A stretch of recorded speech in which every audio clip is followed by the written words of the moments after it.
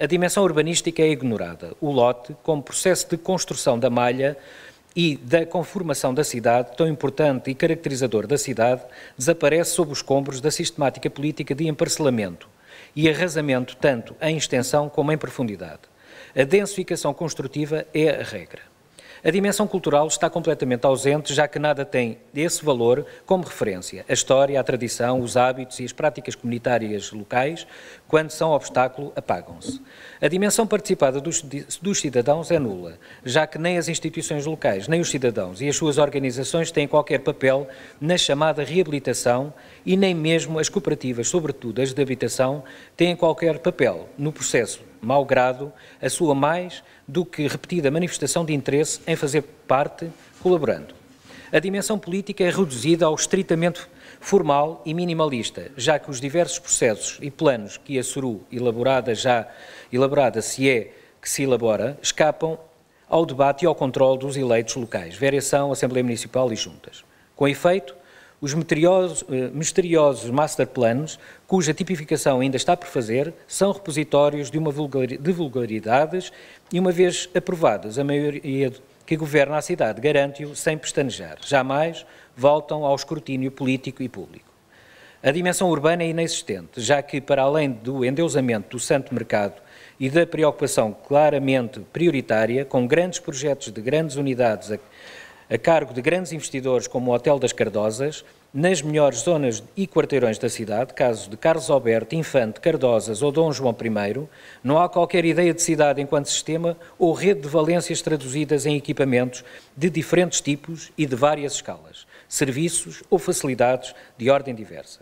A dimensão técnica é reduzida ao simples exercício mecânico e acrítico da capacidade de desfazer e fazer em seguida muito mais em muito menos espaço e em que é visível a compreensão da missão de todos e cada um dos elementos contribuintes de qualquer edificação, histórica ou não. Tudo cede à política de tábua rasa. 10. Dir-se-ia que esta é uma visão excessivamente dura e negra de uma realidade que, apesar de tudo, começa a mostrar obra. Obra de vulto não mostra e o pouco que mostra é de duvidosa valia.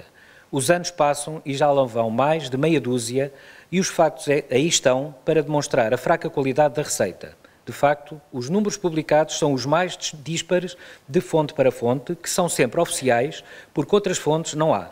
A confusão entre conceitos como quarteirões, edifícios, lotes, prédios e casas é tanta como entre planos, projetos e áreas de construção. É constante. Mas também os números parecem não bater certo e os que há também impressionam. É o caso dos valores dados como apurados e que referem, por exemplo, que o custo global da construção, tudo incluído, terrenos, projetos, estudos, etc., de 685 € metro quadrado. Para algumas das poucas operações já terminadas ou em vias de o serem, comparado com os correspondentes valores de venda que o tal mercado registra como variando entre 2.000 e 2.500 € metro quadrado. Perante estes valores, nunca desmentidos, é no mínimo duvidoso que estejamos a falar de reabilitação e mais certo, porventura, que estejamos a falar de simples imobiliário e de alto rendimento, a menos que, por razões de imagem, se tenha fabricado os excessivamente baixos custos de produção. Estende-se por cerca de 500 hectares e, como está bom de ver, ocupa todo o centro histórico, a totalidade do centro da cidade, assim como importantes extensões para além dela. Uma área que, em certo sentido, não deixa nada de fora, ou seja, que é quase toda a cidade. O notável é que, até hoje, nada de estratégico foi produzido pela SURU, nem pela ZIP, nem para qualquer outra zona da cidade. Mas, do ponto de vista da metodologia da intervenção, nada parece distinguir o centro histórico de matriz medieval dos outros centros históricos, ou não, mas muito mais extensos e mais modernos, mas igualmente considerados de intervenção prioritária.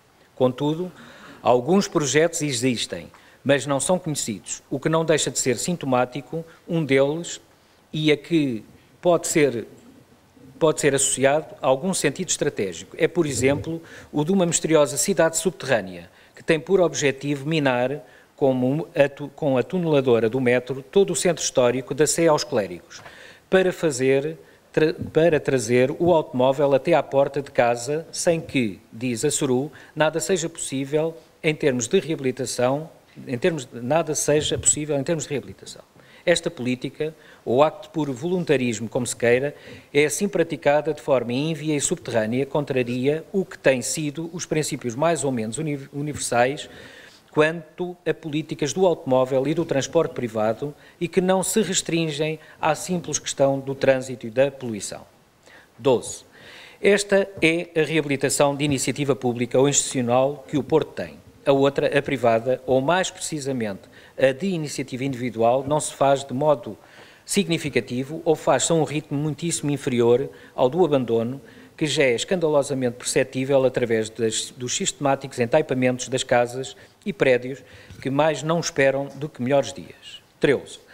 A burocracia tem crescido nos últimos anos, faz parte da cultura que temos e não se vê, mesmo em tempo de quase descalabro económico, e não só, como pode alguém valer a este doente. Os projetos necessários são inúmeros, as entidades licenciadoras são ainda mais, as certificações são disparatadas, quando não abusivas, as vistorias são o reino da promiscuidade, os papéis não têm fim e a mais pequena obra custa os olhos da cara. Ninguém, em seu perfeito juízo, se mete a reabilitar seja o que for e por mais pequena que seja a obra. As exceções só confirmam a regra e eu próprio e mais 2 condóminos quisemos testar o sistema e decidimos verificar isto é ou não é verdade. E é.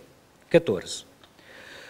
A legislação que enquadra a reabilitação e a construção em geral é desanimadora. E então a mistura da lei nova com a casa velha sai cara. Há legislação para construção nova, mas não há para construção velha, entre comas. O que daqui resulta, as mais das vezes, é a desmobilização e o desinteresse, já que o casamento da realidade velha com a legislação nova é má, é dispendiosa e dá, previsivelmente, poucos frutos e fracos. Mas esta é a realidade. 15. Posto isto, vamos a 3 ideias para o debate. No meio delas, tenho tantas certezas como dúvidas, mas presinto que é por aqui que algumas mudanças ou soluções podem aparecer. A primeira, um novo pensamento.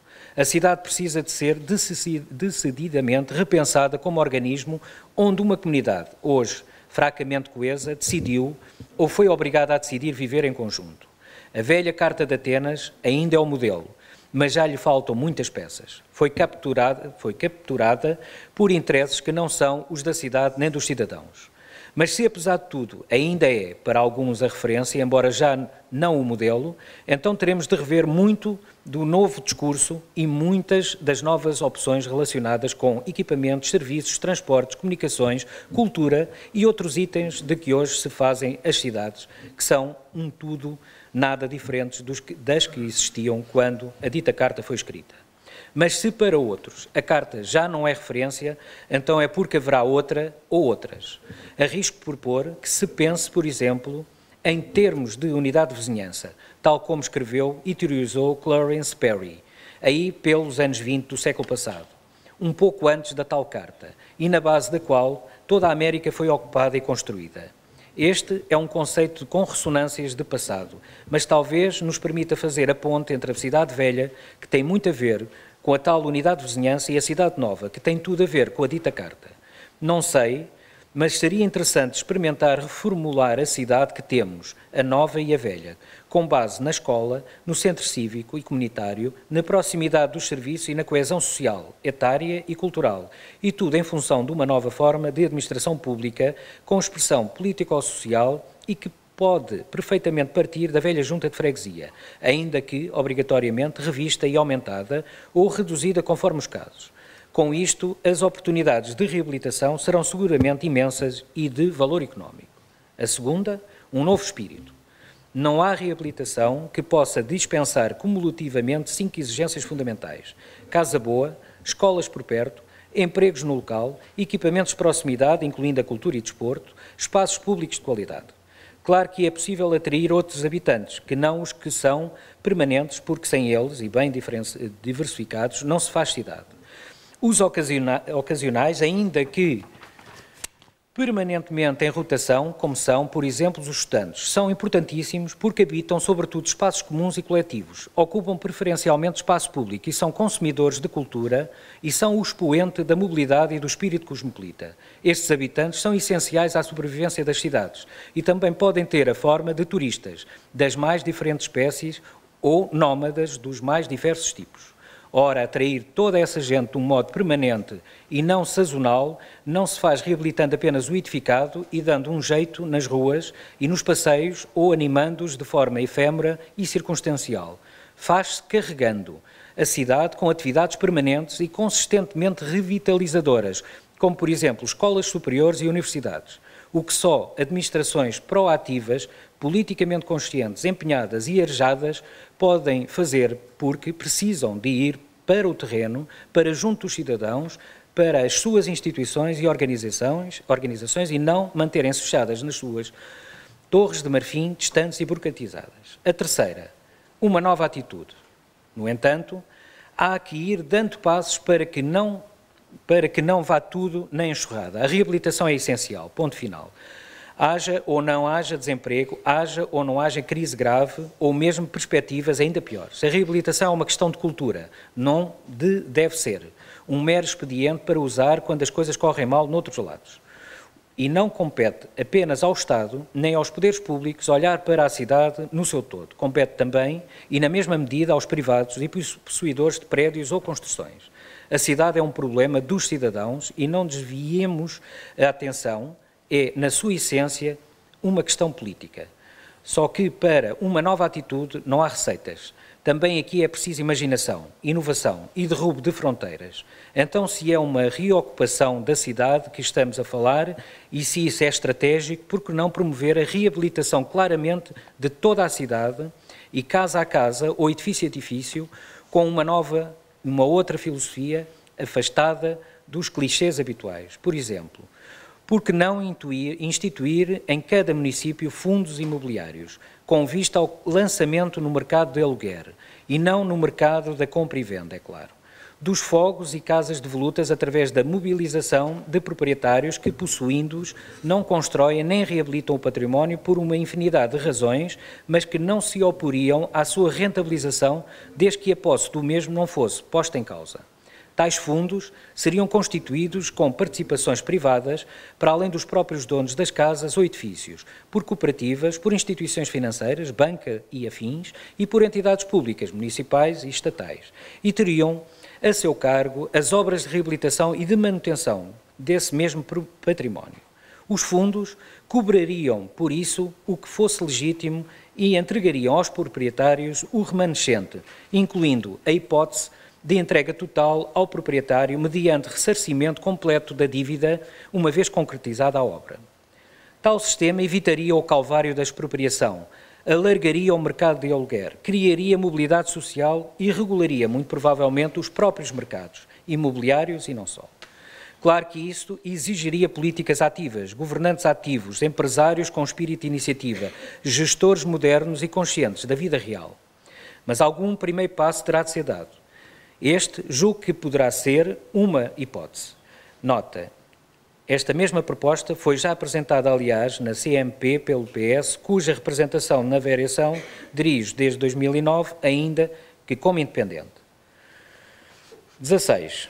E último. Como é possível, então, começar a mudar? O que fazer, então? Enquanto não mudamos uma lei do solo, absolutamente anacrónica, uma lei do arrendamento, ainda pior. E uma tradição de casa própria, que já não existe em lado nenhum. O que fazer, então, com um sistema de planos locais, municipais e regionais do tipo autista e com a nossa tradicional aversão a fazer qualquer tipo de planeamento? O que fazer ainda com um sistema cadastral verdadeiramente surrealista e com uma estrutura legislativa incompreensível? Será que não conseguimos deixar de ser o país dos loteamentos? 17º e último. A terminar, gostaria de realçar uma ideia bonita que o anúncio deste seminário exibe logo abaixo do feliz título: Mais reabilitação, cidades mais vivas. E que diz o seguinte: dia 26 de outubro, venha descobrir como é simples acabar com os espaços cinzentos das cidades. E só acrescentaria que no fim desse dia, o dia de hoje, vá mesmo contribuir para acabar de vez com todos os cinzentismos. Muito obrigado.